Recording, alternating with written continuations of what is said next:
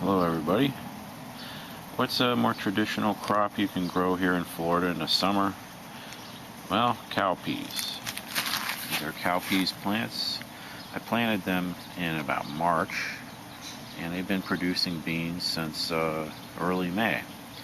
They keep popping them out. So they're able to handle this heat. It's in July now, and the massive humidity and 90-degree temperatures. As long as they get water, and when the rainy season hits, you don't even need to water them, they keep popping them out. So this is one thing that you can grow, it's more traditional. Cowpeas kind of taste like black-eyed peas, kind of similar to that. So looking at this, if you want to eat them fresh, this is about when you want to pick them, when they start getting the purple on them, but just when they start.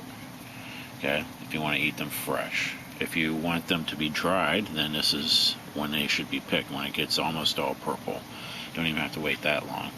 And you can use them to replant, or you can do what you traditionally would do with any dried bean, as far as rehydrating them and cooking them. So I'm going to pick some of these. I'll bring them in and show you what they look like when they're out of their husk. You don't really eat these in the husk like you would green beans. So let's take a look. I only did a few pots this year. I just didn't have time, but I just wanted to do a crop and see how they did, and they're doing really good on their own. I am not doing anything really to them at all right now. All right, I'll pick some and we'll take a look inside. Okay, now here we have some of these cowpeas shucked.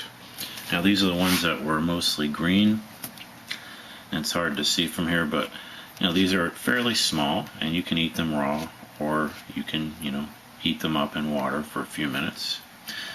You can't eat the husk. It's not as good as like green beans, but you can eat it like that if you want to get the most out of it.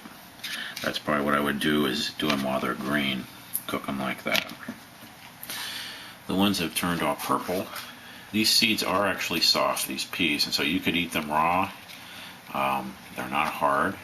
If you want to harden them up to store, you can dehusk them and just leave them out, or you could leave them in the husk to dry out inside.